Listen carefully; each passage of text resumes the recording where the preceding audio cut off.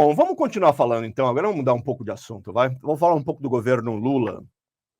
O Lula hoje teve um encontro com o Tarcísio de Freitas, governador recém-eleito de São Paulo, ex-ministro do Jair Bolsonaro. Eles já tinham se encontrado logo depois do bafafá todo de Brasília, né? O Tarcísio participou da reunião com todos os governadores, foi lá fechar fileiras, né? Cerrar fileiras com o executivo e mostrar que todo mundo está,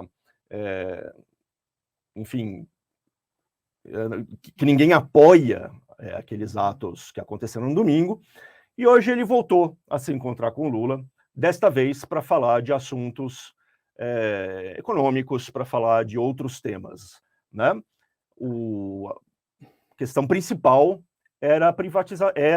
foi a privatização do Porto de Santos, a concessão do Porto de Santos, da gestão do Porto de Santos, à iniciativa privada. Esse era um plano que o Tarcísio tinha anunciado.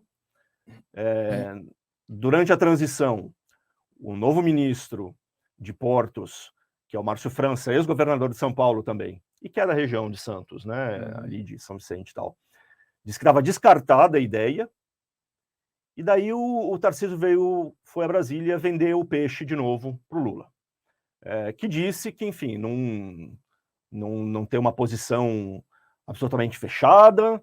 Como é que ele disse? Não tem dogma, né? Não tem dogma. O Lula falou, né? Não tem nenhum dogma sobre isso. Está disposto a conversar. Então, assim, aparentemente, Lula e Tarcísio estão entrando ali num diálogo, né?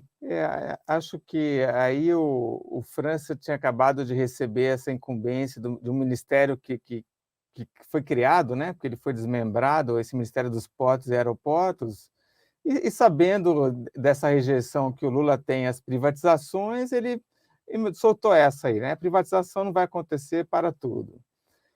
Mas, enfim, acho que com o tempo, e o Tarcísio está fazendo muito bem esse trabalho aí mais de diplomático, de trazer a racionalidade das coisas, né? Tem 20 bilhões de dólares aí em jogo, né? Essa privatização ela começa a ser assunto, começa a ser tratada ainda quando o Tarcísio era ministro, pode trazer muito investimento para essa região do Porto e melhorar o serviço do Porto. E o França, que tomou essa decisão, deu essa declaração um pouco forte, no fim, esse é um cara também que, quando foi governador, fez privatização, né, apoiava essa concessão de portos e aeroportos para a iniciativa privada, mas começou aí um pouco radical, aí, falando que não vai rolar. Mas acho que com a conversa, o Tarcísio está trazendo uma proposta que é de a autoridade portuária ficar na mão do Estado, né? A autoridade portuária é quem cuida do entra e sai de navios, da limpeza, da segurança, mas que ali os locais ali mesmo seriam concedidos, né, os armazéns e tudo mais, para a iniciativa privada. Então, fica um pouco uma solução mista, que até é bem vista por muita gente que está acompanhando isso daí, né? Alguns acham que é bom que a autoridade portuária fique neutra, né? Não fique com uma companhia que tenha um dos armazéns, por exemplo. Então, acho que é positivo que esse encontro tenha acontecido. Acho um pouco estranho que o Márcio França não estava presente ali, né? O Tarcísio talvez tenha achado melhor falar direto com o Lula, e vamos torcer para que realmente não tenham dogmas, né? Porque em vários governos, administrações, cidade, estado no Brasil, nos ministérios, já se constatou muito claramente isso, que o Estado não é o melhor administrador, é melhor deixar com a iniciativa privada.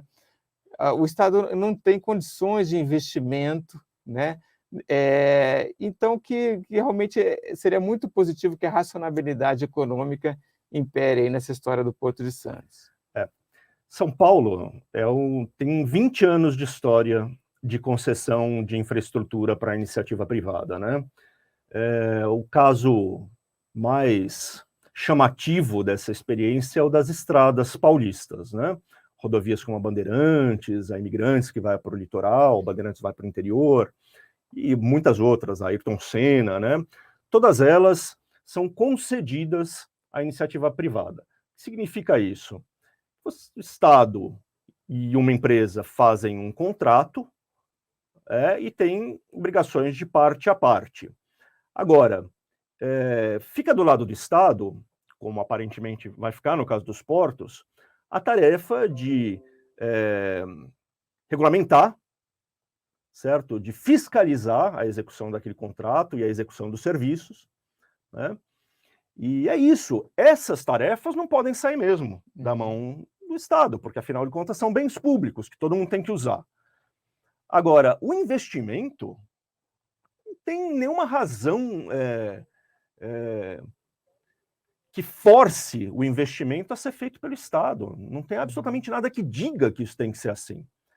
Então, desde que o Estado de São Paulo começou a conceder estradas, das 10 estradas mais bem avaliadas do país, se eu não me engano, o Estado de São Paulo tem 8 ou 9, por causa justamente desse longo processo de concessão que foi se aperfeiçoando, já teve troca de concessão, né? Então os contratos vão mudando, vão se modernizando. É um modelo que, pelo menos aqui em São Paulo, já se provou bastante eficaz, eficiente, tem experiência acumulada. Então, é bom que não seja dogmática mesmo a postura, porque aqui em São Paulo, principalmente, as pessoas sabem que a concessão trouxe benefícios para os usuários. Tem muita gente que reclama do preço dos pedágios, é verdade, mas ninguém mais reclama de estrada esburacada, certo, Duda?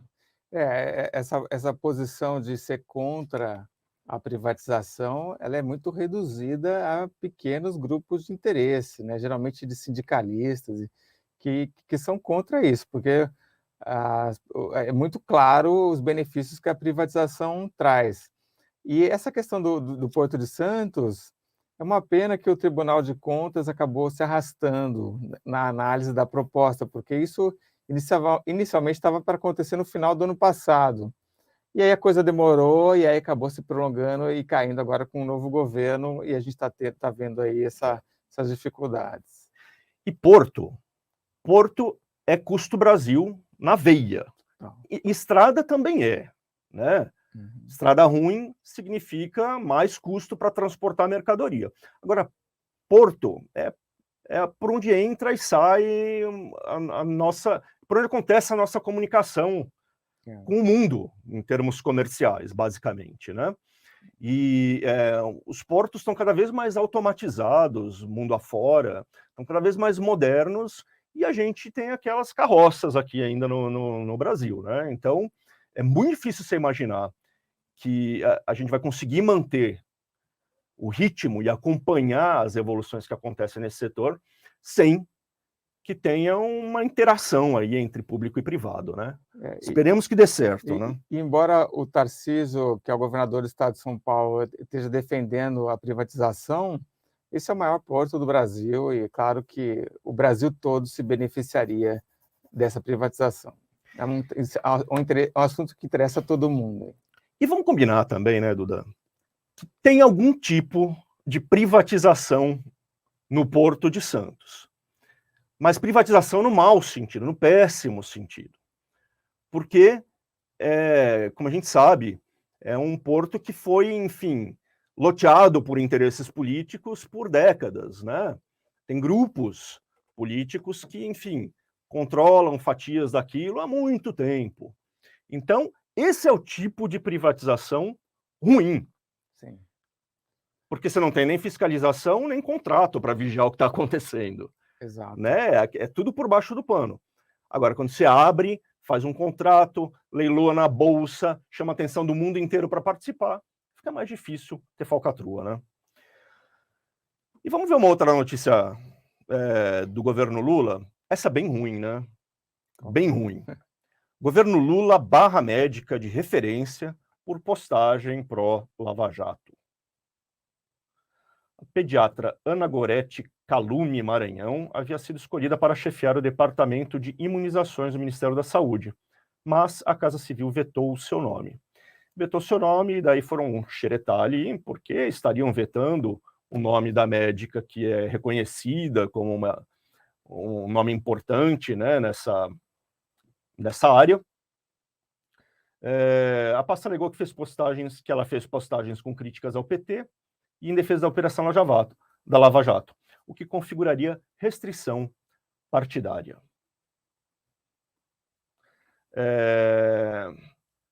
Ou seja, voltando à palavra que eu já usei aqui, continuamos encalacrados, né, a lógica política, atropelando a lógica da boa gestão, da escolha das pessoas que podem fazer um bom serviço e tudo mais. O governo Bolsonaro também fez muito isso, né? Eu lembro, acho que era um cargo de, acho que, ministra da Saúde, e eles estavam entrevistando os candidatos, e aí o Eduardo Bolsonaro estava perguntando se a pessoa era a favor de... Qual que era a posição dela em relação à venda de armas, né? Uma pessoa que ia assumir saúde. Então, assim, tinha que ter, assim, seguir totalmente a cartilha ideológica do governo, não só agora, né? Mas como no passado também, né? Nunca votou no governo. Pois é, tem que gabaritar ali, né? Gosta de armas, não gosta de vacina, gosta de PT, gosta do MST. É cansativo isso, né?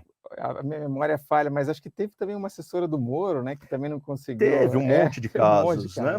Bom, o Bolsonaro assumiu dizendo que ia fazer uma despetização do governo.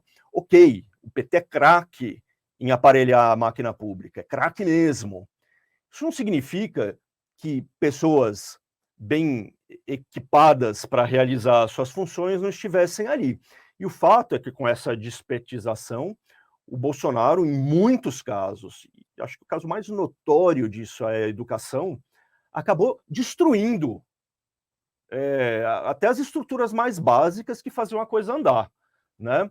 Então, quando você enfia a ideologia até ali os últimos degraus, né, da operação, para selecionar quem pode ou quem não pode trabalhar, você acaba inviabilizando o trabalho, né? O serviço público que tem que ser prestado. E aí, Greg, também tem uma questão que é essa percepção de que ou você está com a gente ou você é contra a gente, né? O PT tem isso, o Bolsonaro tinha isso, mas o PT tinha isso muito antes, né? Essa tal da polarização, de atacar sempre o seu inimigo, de usar isso na retórica, isso é o PT mais antigo ainda.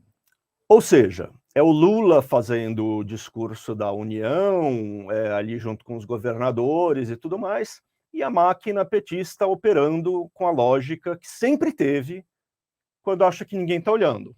Vai lá e barra a entrada de uma pessoa reconhecida no seu meio, competente para fazer aquele trabalho, por, como é que é a expressão que eles usaram? Restrição partidária, é isso? Cara, o Brasil cansa, viu, meu? O Brasil cansa com essas coisas, é chato. É chato porque se repete. Né, a racionalidade não entra.